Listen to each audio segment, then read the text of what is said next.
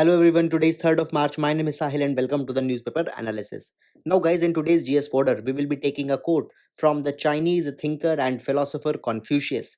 He says, if your conduct is determined solely by considerations of profit, you will arouse great resentment. Now guys, into this particular quote, the notion of profit means the notion of some self into a particular activity. It has been said that every time if the self or profit or some inclined interest will be searched, then the resentment or the frustration will be the result. So therefore, many a times the selfless activity or the duty for the sake of duty needs to be the abiding mantra into the performer's mind. Now, into this particular context, the civil servants also need to keep such kind of notion into their mind, because many a times the deeds that they are doing immediately might not be showing any impact, but just for the sake of duty, the performance of action should be done. So guys, that is all for today's GS folder. Guys, please do utilize this idea into GS paper number 4, ethics. And now we'll be starting up with the today's newspaper analysis. Now, friends, this article has been taken from the Mint newspaper and it talks about the survey of India's green energy target and where India has reached into this context. Now, all this particular data can be utilized in your GS paper number 3 related answers, as well as into GS paper number 2, where the evaluations of the government initiatives have to be done.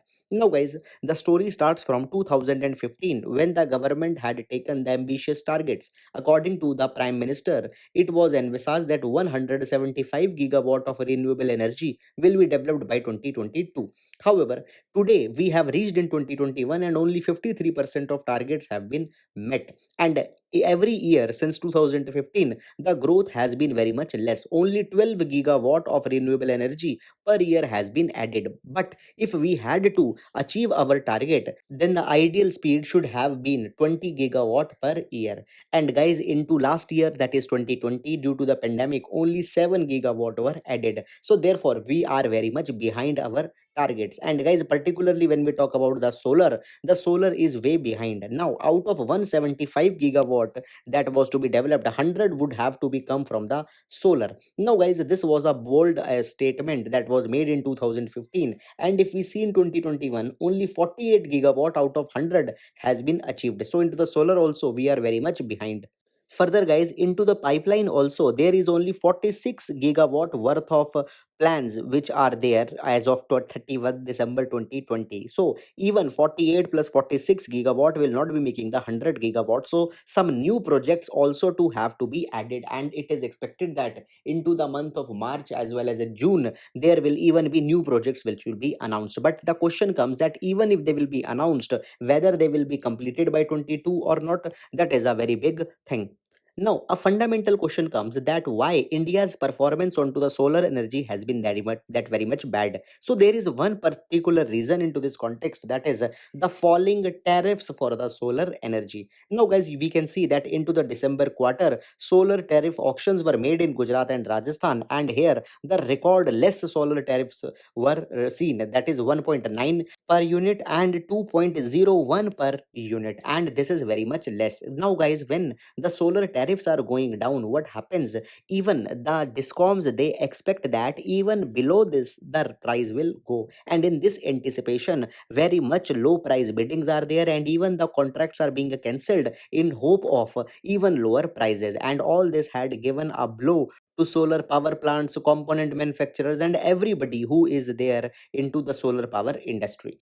And now, guys, when we talk about the solar targets, there are only few states which are able to fulfill their targets. Now, you can see onto the map of India that the states only which are into the dark green color, they have reached the more than 75% targets. And here, the Karnataka, Telangana, and Andaman and Nicobar Islands are the ones which have exceeded the targets that have been given to them. But guys, there the Karnataka is the only one state which had developed considerable solar energy potential into the absolute numbers.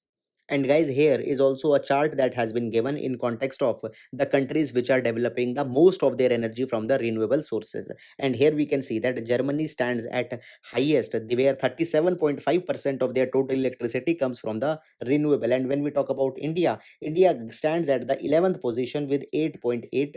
percent. Now, guys, in the past few days, many a times I had given you the reference of a COP26 that is going to be held this particular year into the Scotland, and their enhanced targets have to be taken up. And guys, there the assessment of India's actions from 2015 will also be done. So, guys, there we India might be reflected as an underperformer due to this particular issue. So that is all, guys, into this particular context. I hope that you have understand this entire issue, and now we'll be moving to the next article. Now, friends, this news has been taken from the Hindu newspaper, and it is some of a positive development that had happened into the context of India-Sri Lanka relations. Now, guys, if you are following regularly, we have seen a couple of days back that Sri Lanka had removed the India and Japan from East Container Terminal Port Development, and this particular thing was called as a diplomatic failure of India and Japan because around the same time Chinese projects into the Sri Lanka were approved. Now, guys, principal reason given by the Sri Lanka to remove India and Japan was the backlash that was shown by their trade unions that the foreign funding was not to be allowed, it was to be deterred, so therefore they were removed. Now, guys, in continuity to that particular development, the Sri Lanka has allowed both India and Japan that in place of ECT, they can develop the West Coast terminal, which is into the same port, that is the Colombo port. And not only the permission has been given, but guys, as an alternative deal, even higher stakes have been given to both India as well as Japan. Into the earlier ECT project, the Sri Lanka Port Authority was to hold 51% of the stake, and both India and Japan were given only 49% of the stake. But into this West Coast Terminal project, India and Japan had been given the 85% of the stake. So it is something positive. Moreover, the location of the West Coast Terminal is also at a strategic spot.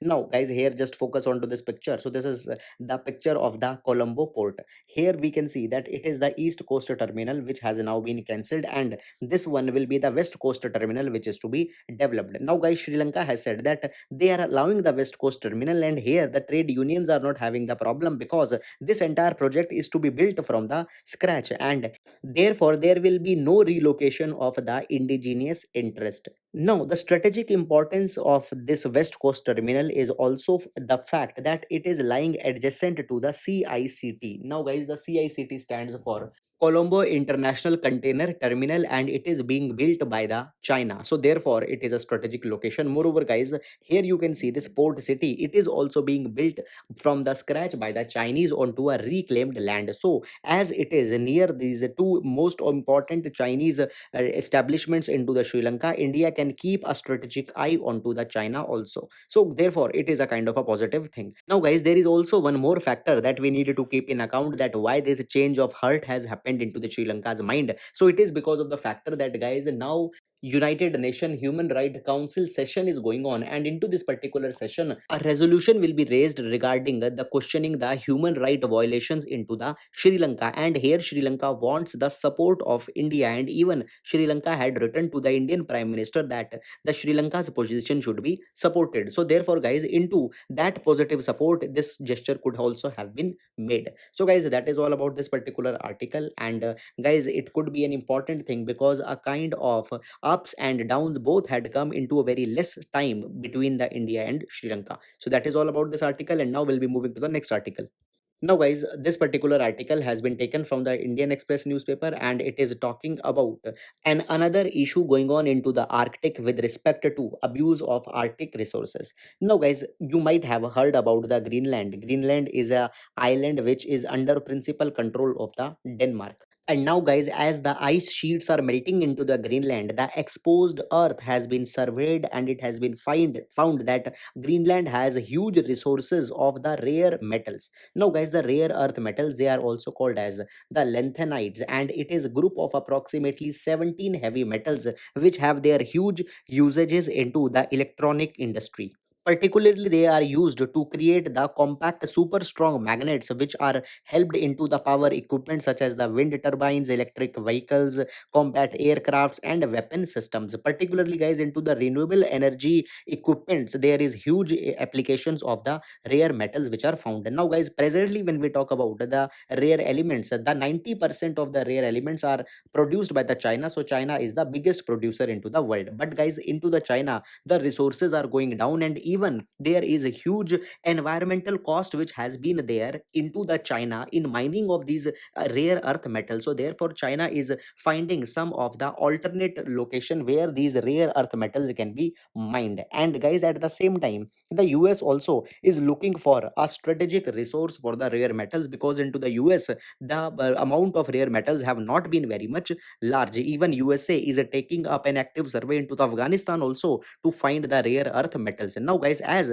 these rare earth metals have been found into the Greenland, both China as well as USA are rushing to get the mining rights into the Greenland for these rare earth metals. Now the problem is coming that these particular industry will be highly polluting, and even there will be the radioactive waste which will also be produced if the Chinese will mine these metals. And the Greenland is particularly lying into a fragile zone, that is into the Arctic. And further, if the depletion will be carried into this particular place, then guys, the environmental cost will be very much high. But guys, both the countries are racing, and even the Greenland is also looking inclined to give permission to either one of the project or both of the project. But this particular thing, if it is will be approved, will be having the large cost.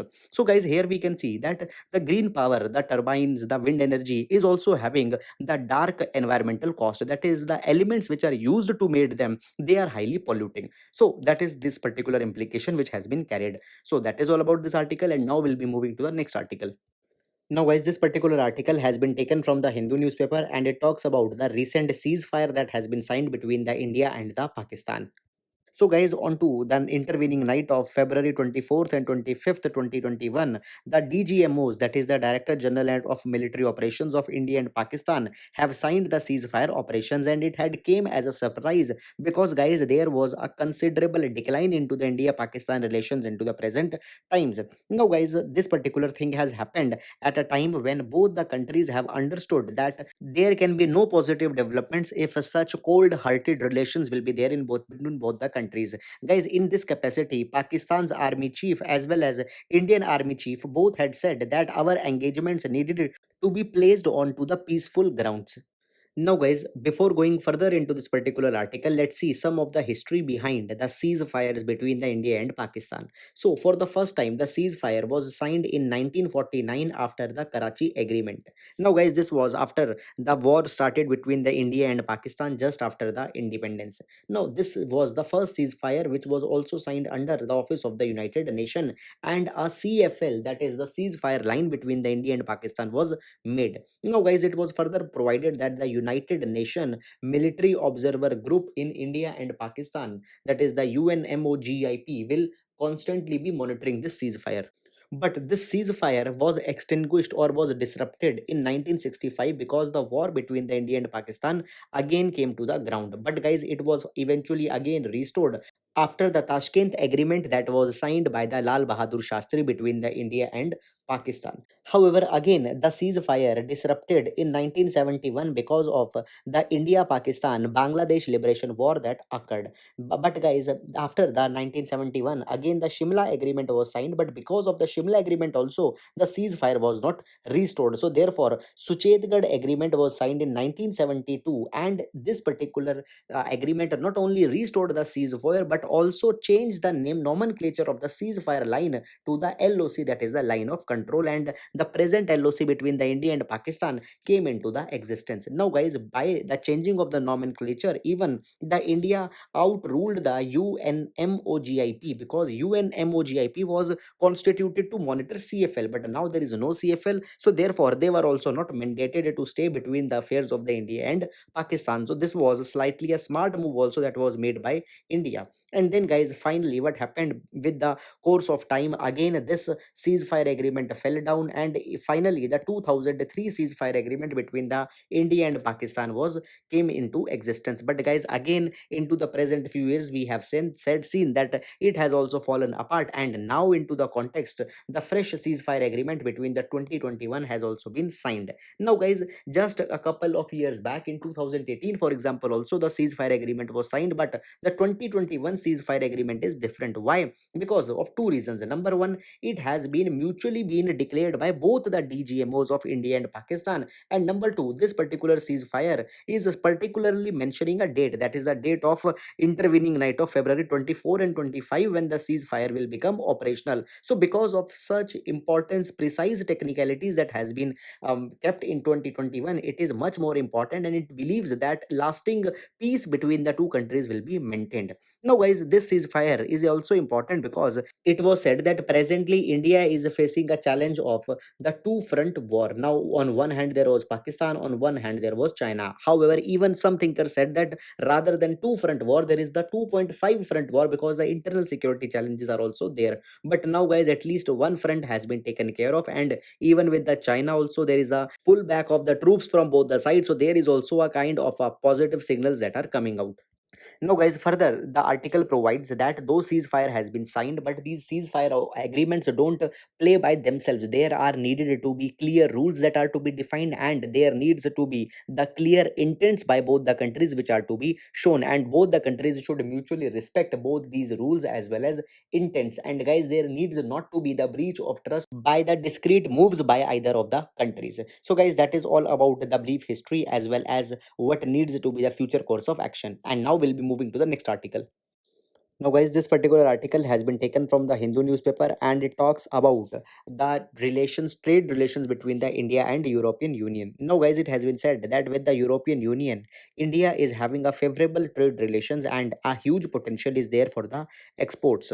Now, guys, here we can see some of the digits also. Now, if we talk about the potential of exports, then approximately 40 billion export potential is there, which is majorly untapped. And presently, the top products that India is exporting to the European Union are the apparel, gems, jewelry, chemicals, machinery, automobile, pharmaceutical, and plastic. And guys, particularly India benefits a lot under the generalized system of preferences. Now, guys, GSP was into the news because recently USA removed India from the GSP beneficiary list. Now, under the GSP, there are countries which are given the favorable treatment with respect of the custom duties as well as import duties. So due to the GSP, India is getting a benefit. But into the article, it has been provided that guys, India is facing one particular challenge with respect to their merchandise export to the European Union. See, under the GSP scheme, there is a provision that is product graduation, and it is a very big challenge. Now guys, product graduation simply applies when average import of a product from a beneficiary country will exceed 17.5% of EU GSP imports of the same product from all the beneficiary countries for an average period of 3 years. Now guys, I understand that there is a big possibility that you might not have understood it. So we will understand this by the help of an example. Now suppose the European Union had given the GSP preference to 20 countries. Fine. And now out of from these 20 countries, let's say the European Union is importing the iron, and they are importing 100 kg of iron from these 20 countries. Now guys, if there is any one country into group of these 20 country which supplies more than 17.5% of the cumulative export of any one product for the 3 years, it will come out of the GSP for that particular product. Let's suppose into these 20 countries there is India also. And guys, now suppose India is exporting more and more iron to the European Union, and out of 100 kg, let's suppose 18 kg iron ore only India is exporting, and it is exporting it for more than 3 years. Then India will come out of GSP for iron for the EU. Into the article, it has been provided that many of the India's product had either been graduated or either they are onto the brink of the graduation.